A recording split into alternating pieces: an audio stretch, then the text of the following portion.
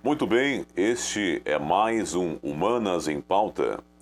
No vídeo de hoje vamos falar sobre socialismo, vamos falar sobre comunismo, como de fato ocorre o processo de transição entre o socialismo e o comunismo e como de fato se dá o processo desse sistema na prática.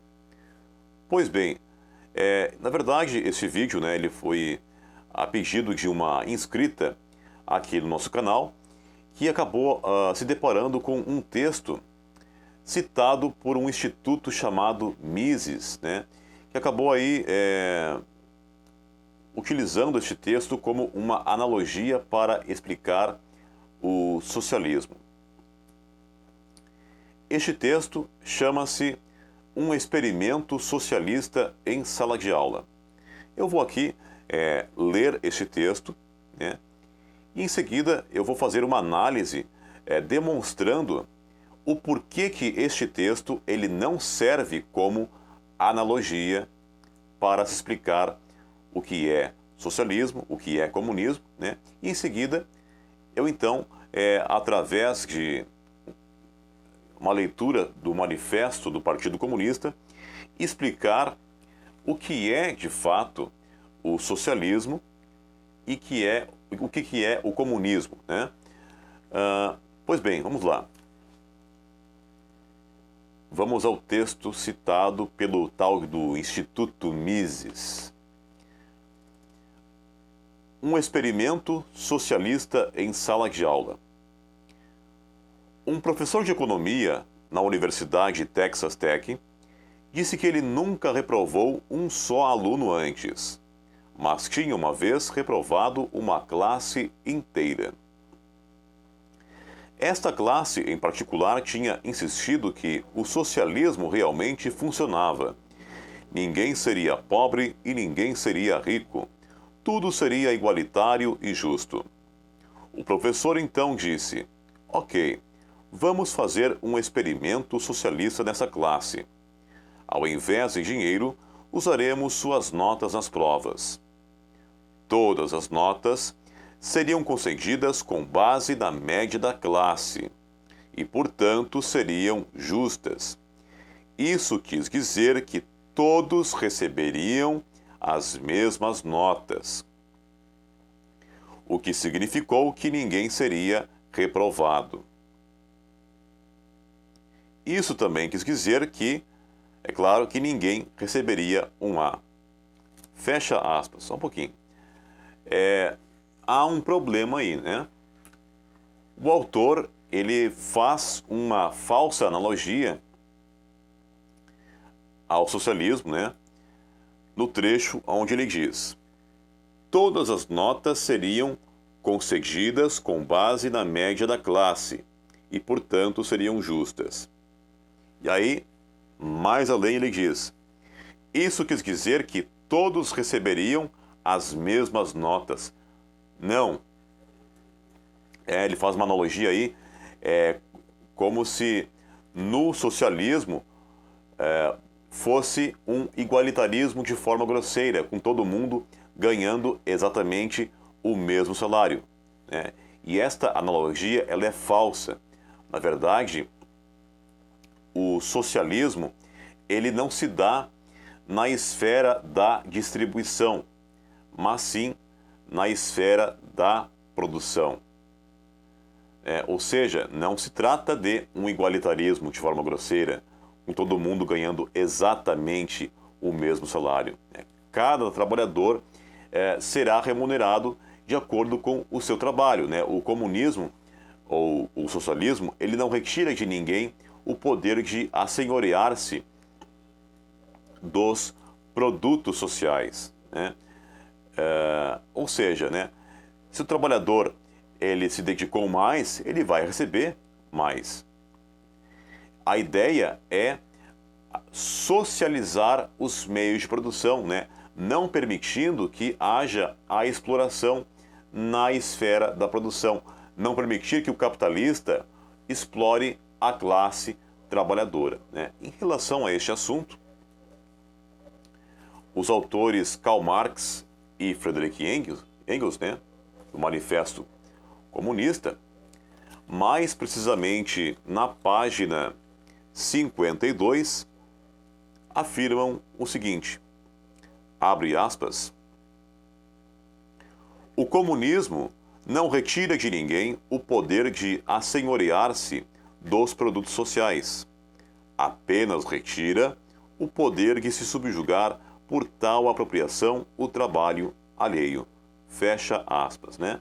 Como eu havia dito anteriormente, né? Não se trata de um igualitarismo de forma grosseira, né? Trata-se da socialização dos meios de produção, não permitindo que haja a exploração do trabalho.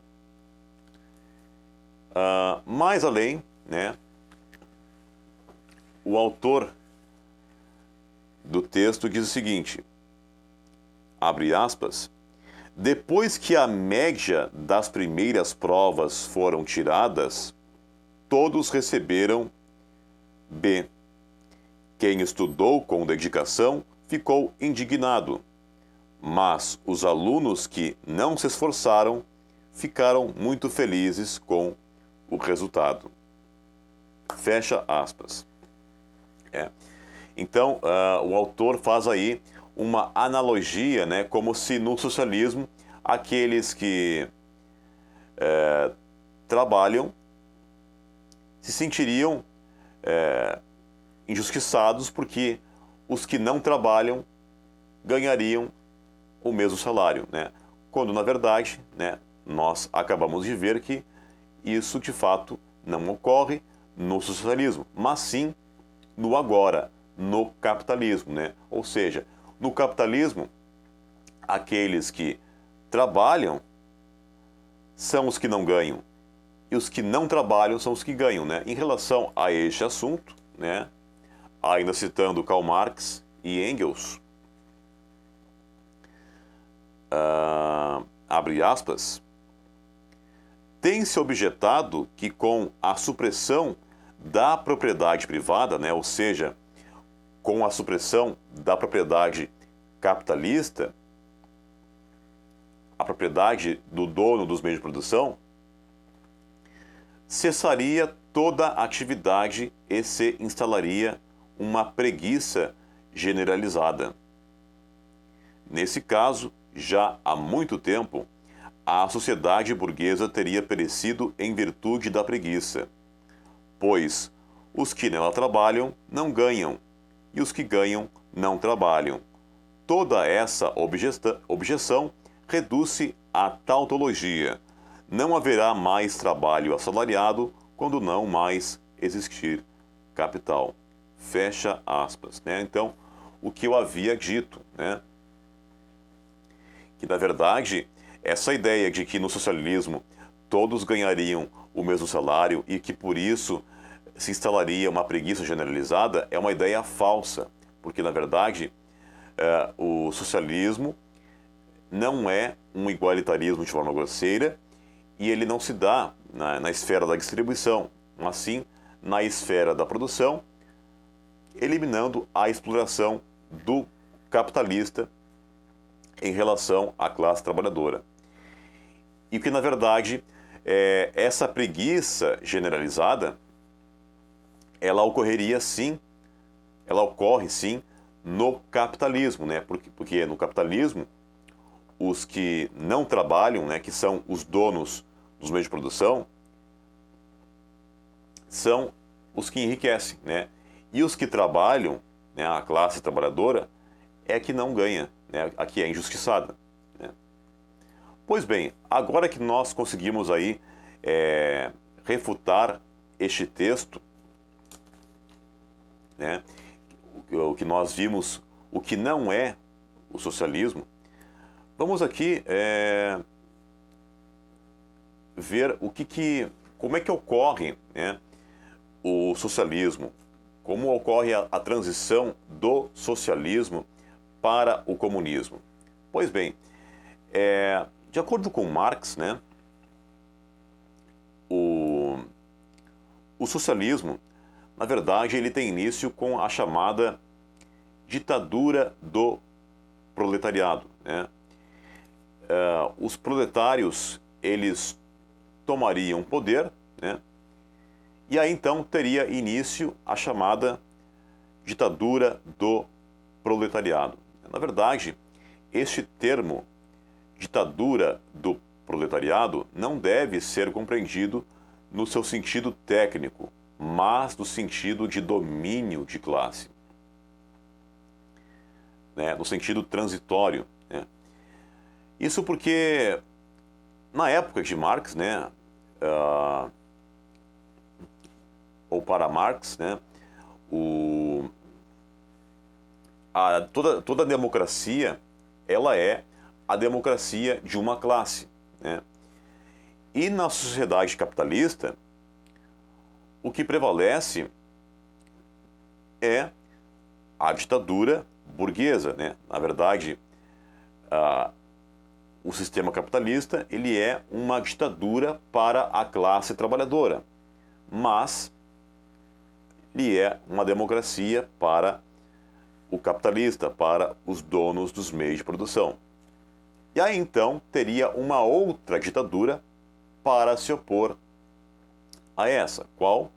A ditadura do proletariado. Então, ou seja, ela é ditadura no sentido transitório e no sentido de domínio de classe, né? E como que se daria esse processo? Então, o Estado, ele tomaria os meios de produção dos capitalistas e passaria a ser o proprietário, né? Levando ao fim a propriedade privada, a propriedade burguesa, o que também levaria ao fim a exploração do trabalho. E aí, então, Marx e Engels acreditavam que nessa nova sociedade, cada pessoa seria remunerada de acordo com sua capacidade e de acordo com sua necessidade, né? E aí, então, quando esta sociedade ela atingisse a plena igualdade, né, com os interesses acima, os interesses coletivos acima dos individuais, não seria mais necessário a existência do Estado, que desapareceria. E aí sim, esta nova fase corresponderia ao comunismo.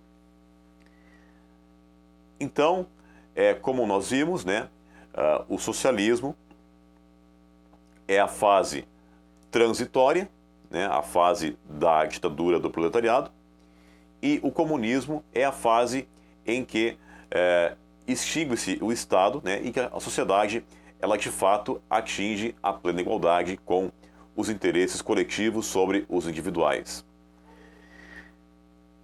E é isso, gente. Eu espero que vocês tenham aí compreendido, né, um pouco mais sobre o socialismo, sobre o comunismo. E bons estudos e até a próxima.